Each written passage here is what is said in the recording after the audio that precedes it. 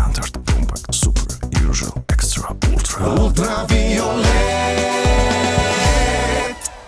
Ultraviolet. Ողջույն։ Այսօրվա համար ընտրել եմ մի նյութ, որին հիմնավոր անդրադառնալու համար ոդքասթը բաժանելու եմ երկու մասի։ Այս թեմայի նյութի առիթը տվել է Մարինե Պետրոսյանի մի Facebook-յան գրառում, որ հայտնվեց ապրիլի 3-ին։ Ահա թե ինչ էր գրում Մարինեն։ Երեք մի տիկին քաղցր ժպտաց ինձ ավտոբուսում։ Ծանոթ չէինք, բայց ճանաչել էր եւ հարցրեց. «Ինչ նորություն կա Մարինե Պետրոսյանից»։ Ասեցի Մարինեի նոր գիրքը լույս կտեսնի շուտով։ Հարցրեց ինչ ա կոչվելու։ Ասեցի հայրենիք։ Զրուցեցինք մի փուճուր ու ես հայհոյեցի տիկնոջը։ Հա, հայհոյեցի, որովհետև տիկինը քաղցր ժպիտով ինձ ասեց, թե մենք լավ պետություն ունենք վերջապես եւ մեր հայրենիքը հիմա ազատ ա ու երջանիկ։ Ու ես հայհոյեցի տիկնոջը։ Ինքն էլ ինձ հայհոյեց։ Իսկ ավտոբուսը լուռ լսում էր։ Վարորդն էլ ասեց՝ մի հայհոյեք։ Այս տեքստը Facebook-ում դարձավ մինի սրաչի թեմա։ Ես անձամբ շատ շնորհակալ եմ հատկապես ծաղրական արձագանքներից, քանի որ դրա շնորհիվ ես վերադարձա իմ սահած իմիջիայլոց կարդացածին եւ որոշեցի, որ հենց դրա մասին եմ խոսելու։ Ասում եմ Մարինեն գրել էր տեքստ, չեմ ասում ստատուս։ Սա գրական լուրջ թեմա է եւ սա թողնում եմ երկրորդ մասի համար, այս տեքստը թողնենք այստեղ եւ խաբար տանք սրաչից։ Ուրեմն ինչ էին ասում այդ սրաչորդները։ Առաջին, հայհոյել չի կարելի ու վերջ։ Այսպես էր գրում մի արվեստագետ։ Տարիներ առաջ հայաստանյան գրողական արվեստագետների բոհեմում, որտեղ ես եղել եմ, շատ էին հատկապես մի քանի բաժակ խմելուց հետո արտասանում Չարենցի մի բանաստեղծություն։ Անկեղծ ասած ես ինքս հոգնել էի այդ բոհեմայից, բոհեմական միջավայրից եւ մտքովս չէր անցնում, որ տարիներ հետո ինքս կհիշեմ այդ բանաստեղծությունը եւ կուզենամ կարդալ։ Բանաստեղծությունը կոչվում է Նրբակիրթ լեին։ Ձեր հոգին նուրբ օսլայած, ձեր սիրտը գուրգուրած շնիկ։ Իսկ ես սովորել եմ, գիտեք, որ հոգիս փողոցում քնի։ Ձեր հոգին նուրբ օսլայած։ Ներեցեք, բայց կարող է նա հետևի ոտքերին նստած մինչև լույս կարոտից ոռնալ։ Կարող է արդյոք փողոցում, ուր անգամ արգելվում է ծեծվել, առաջին հանդիպած շան հետ միանալ, այսինքն կծվել։ Ախորյոտ, ներեցեք, դե ես որքան էլ բանաստեղծ լինեմ, բայց այսպես բարեկիր, այսպես իմ հույզերը զսպել չգիտեմ։ Ես առանց քաշվելու գիտեք, վաղը երբ գարուն բացվի, կթողնեմ, որ հոգիս շրջիկ ամենքի հետ միանա, կծվի։ Տեկուզ ես գիտեմ, որ նա երբ հետո հագեցած երգե, իմ հոգու լնդերքի վրա կբացվեն կապույտ վերքեր։ Բայց էլի մայթերի վրա փնտրելով փշրանքներ հացի, կվատնեմ իմ հոգին շռայլ, կտամ շներին փողոցի։ Պոռնիկները ինձ քույր կդառնան, շները եղբայրներ անգին, բայց ափսոս, որ օտար կմնա ձեր մաքուր օսլայած հոգին։ Չարենցի այս գործը քաղքենիների ու պուրիտանների դեմ մի ընդվզում է։ Բայց ուզում եմ հիշել նաև մի ուրիշ գրողի, սփյուռքահայ հայտնի ինտելեկտուալ եւ տաղանդավորագույն գրող Հակոբ Օշականի գործերից մի բան։ Հաջի Աբդուլլահը վեպի հենց առաջին պարբերության մեջ հայհոյանքի մասին է խոսում Հակոբ Օշականը։ Ասում է ժողովուրդը երբ կհայհոյե, մոտիկը կկենա բանաստեղծության, ու հետո մի երկու էջ նկարագրում է հայհոյանքի մի ծիսական արարողակար։ Իմիջիայլոց պիտի ասեմ, որ Մարինեն թեպետ հրաշալի բանաստեղծ է, բայց հայհոյելու տաղանդ բնավ չունի եւ այս տեքստի մեջ էլ որ կարդացինք Facebook-յան, ինքը ոչ թե հայհոյում, այլ հայտարարում է այդ հայհոյելու մասին։ Լավ, ուրեմն օսլայած հոգիների հաջորդ մեղադրանքը ինչ է։ Ասում են ամեն մարդ ունի կարծիքի իրավունք, կարծիք հայտնելու իրավունք եւ ահա ուրեմն այդ կինը, որ ավտոբուսում Մարինեին ասել է, որ ազատ ու երջանիկ կյանք ունի պետություն այս երկրում, այդ կինն էլ ունի իրավունքը այդպես կարծելու։ Այստեղ ես հիշեցի Հակոբ Պարոնյանի Պաղտասար աղբարը, որովհետեւ այդտեղ էլ կա մի այդպիսի կերպար, լուսավորյալ, անունը Կիպար եւ ուրեմն ճիշտ ինչպես այսօրվա մեր ազատատենչները, Թումանյանը ասում էր. «Մարդու գլուխը այնքան մեծ ու բանական պիտի լինի, որ մի մեծ գաղափար մտնի նրա մեջ ու մերվի։ Դժբախտաբար մեծ մասամբ այդպես չի լինում։ Գաղափարը չի մտնում գլխի մեջ, այլ գլուխն է մտնում գաղափարի մեջ»։ Ու թե ոնց է այդպես լինում, Պարոնյանը ցույց է տալիս իր Պաղտասար աղբարում։ Մի կերպարով ասեցի անունը Կիպար, ուրեմն Կիպարը այս Պաղտասար աղբարի կնոջ սիրեկանն է։ Պաղտասար աղբարը իմանում է, ջղայնանում է, բողոքում է, ասմատունը սկանդում ես ու Կիպարը ահա թե ինչ է պատասխանում։ Կցավիմ թե հին մարդոց պես կխորհիք եւ ձեր կարծիքները բնավ չեն համապատասխաներ դարուստ լուսավորության ոգվույն։ Ով կսե թե կքանդեմ ձեր տունը։ Ենթադրելով թե կսիրեմ ձեր կինը, ուրիշ բան մրած չեմ լար, այլ պարզապես սկզբունքը պաշտպանած կլամ, բայց այս սկզբունքը ձեր սկզբանց կհակառակին եղեր։ Վնաս չունի, թող սկզբունքները կռվին։ Վերադառնանք մեր օրերի կիպարներին։ Ուրեմն, այսպես, բոլորը ունեն կարծիք ունենալու իրավունք, բայց օրինակներով հասկանանք ինչա դա կոնկրետ նշանակում։ Ասենք հետաքրքիր կլներ իմանալ ինչպես կարծականք են, եթե մեկը մոտենա եւ ասի, որ երկիրը հարթ է, տափակ է։ Կամ մեկն ասի, որ երբ պատվաստում են, ասենք կորոնայի դեմ չիպ են դնում մարդկանց մեջ։ Կամ մեկն ասի, եթե ուզում ես հարթաթաթությունը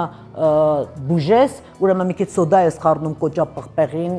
չգիտեմ, մի քիչ մեղր ես խառնում, խմում ես։ Կամ մի քիչ բարդացնենք բաղադրատոմսն էլ, հիվանդությունն էլ, եւ օրինակ ասում է այդ բաղադրատոմսին ավելացնում ենք մի քիչ քնջուտ, մի քիչ ագրավիծերտ, չգիտեմ էլ ինչ ու մածոն ասենք ու քաղցկեղից կարող ես բուժվել։ Ոնց կվերաբերվեն այս կարծիքներին։ Կհարգեն, բժշկի կարծիքի փոխարեն այս կարծիքին կհետևեն։ Իսկ եթե հանդիպեին մեկին, որ ասի, թե իր կարծիքով Հիտլերը եւ Ստալինը վատ բաներ չեն արել։ Օրինակ տարիներ առաջ կուլտուրայով մի հաղորդման ժամանակ, ռուսական կուլտուրայով հենց բողոքում էին, ասում էին, որ պատմաբանները ասում էին, որ ինչ որ մի տնային տնտեսուհի կամ ինչ որ ավտոմեխանիկ ամենայն հարգանքով բոլոր մասնագիտությունների հանդեպ ասում են իմ կարծիքով տրոյկա չի եղել Ստալինի վաղ, Սիբիր միբիրը տաքսորները չեն եղել, այդ ճամբարները չեն եղել։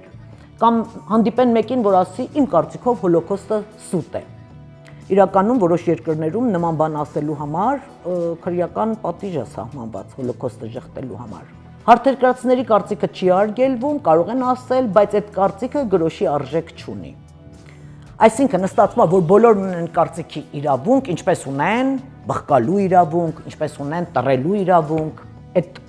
իրավունքները մարդիկ կարող են լիարժեք իրագործել որոշ երկրներում, որտեղ գազը մեջը պահելը վտանգավոր է համարվում։ Հոփորը չեն ցավացնի։ Ուրեմն ինչա խնդիրը, երբ դառնում է սա դոգմա, ու այս անգիր են անում, այսինքն գլուխն է մտնում գաղափարի մեջ, մեխանիկական հավասարության նշան են դնում կարծիքի եւ տեղի միջեւ։ Ոնց է սա հնարավոր դառնում։ Հնարավոր է դառնում մեր ժամանակների մի բնութագրիչով, որ կոչվում է հետճշմարտություն։ Երբ փաստերի փոխարեն, մասնագիտական կարծիքների փոխարեն, փորձագիտական հարթակի փոխարեն զանազան հարթակներ են ստեղծվում տարբեր բլթոցների համար։ Սրան գումարվում է պոստմոդեռնիզմը, ամեն ինչ հարաբերական է, ու ստացվում է այսօրվա դեմքը, քաղաքական պոպուլիզմը, ստացվում է այն, ինչ կոչվում է փորձագիտական մահը։ Ճիշտ ասած, այդպիսի մի գիրք էի անգլերեն կարդում եւ պատահաբար այսպես իմացա, որ հայերենը կարդեն, թարգմանված է այս վերնագրով։ Վտանգավոր ամենագետներ, ինչ է գուժում փորձագիտական մտքի վախճանը։ Իդեպ ձևավորման մեջ այդպիսի օրինակներ կա, օրինակ, հորքուրի գանձ, ժողովուրդ ջան, սուտ են ասում, մի հավատացեք, կամ թե չէ դուք եք ամենագետը, այդ է գետներ, գնացեք սահման պահեք, կամ բարձով ավտոտնակը գրում է, ժողովուրդ ջան, մի պատվաստվեք, չիպավորում են, որ 5G-ով հետևեն։ Ուրեմն ես այս գիրքը անգլերեն եմ սկսել կարդալ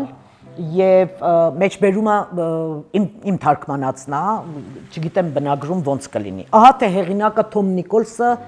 ինչա ասում գրքում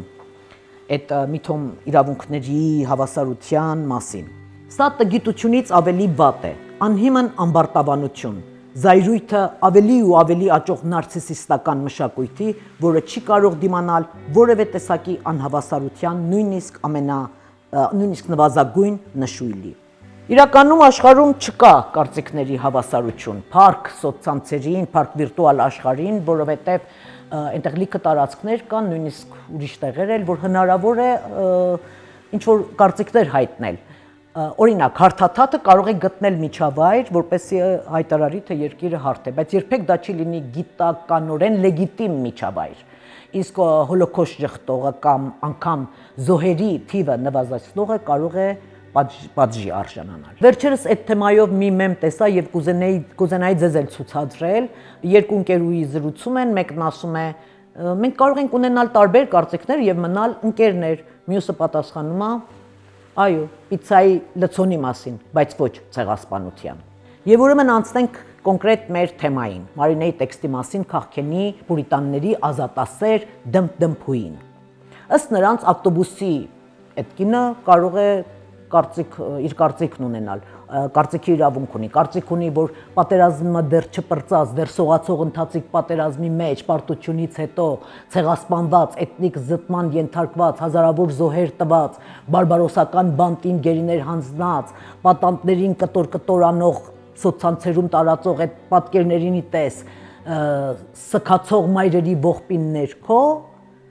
կարող է կարծիք ունենալ, որ ինքն ապրում է ազատ ու երջանիկ երկրում։ Նորմալ է, իր կարծիքն է։ Բայց սա հարց երկրին հավատացողի կարծիք չի, ոչ էլ պիցցան անանասով կամ երշիկով ուտելու կարծիքների տարբերության։ Սա էթնիկ զտման ենթարկվածների ցեղասպանության մասին կարծիք է, երկիր կորցնելու մասին կարծիք է։ Եվ այս իրավիճակը ազատ ու երջանիկ համարելը օրվելյան իշխանության թելադրանքն է այդ նորալեզվով, երբ ամեն ինչ թարս իմաստով է ներկայացվում։ Ու հեչ պատահական չի, որ նման կարծիքի իրավունքի համար դոչ տվողները իրականում այսօրվա մեր իշխանության երկրպագուներն են։ Ոմանք ուղղակի պաշտոնյաներ, որ ստանվում են պետբյուջեից։ Եվ ուրեմն, երբ հայաստանյան այս նորալեզուն արտադրած ու շրջանառության մեջ դրած այս իշխանությունը հեռանա, իր հետ կգնան նաև նման կարծիքները։ Ու հետո նման կարծիքները եթե անգամ մեր երկրում չքրեականացվեն որպես ցեղասպանություն ժխտող, ապա առնվազն կմարգինալացվեն եւ կդատապարտվեն։ Ավելին, մեկ էլ կարող է բացահայտվել, թե գործակալական ցանց է աշխատել նման կարծիքներ արտադրելու, շրջանառության մեջ տնելու համար։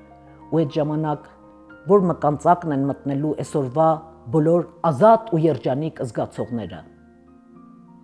Գալիք պատմությունը գրվելու է նաև սոցցանցային գրառումները վերհանելով, անուն առ անուն։ Խոստացածից պես սա իմ թեմայի առաջին մասն էր, սրաչի մասը, Մարինեի բանաստեղծության տեքստի արձագանքները։ Հաջորդիվ կխոսեմ հենց բուն բանաստեղծության մասին, Մարինե Պետրոսյանի տեքստի մասին։ Հետևեք մեզ։ Գրում է, ինչպես ասում է, տեքստ Facebook-ում ու գրում է այնպես, որ մարդիկ հաճախ չեն հասկանում, որ դա բանաստեղծություն է։ Չեն հասկանում անգամ արվեստագետ ու գրականագետը, թեպետ կոնկրետ այս գործը հենց տողատված է բանաստեղծության պես, բայց անգամ գրականագետը չի նկատում դա, կրթություն լավ չի ստացել։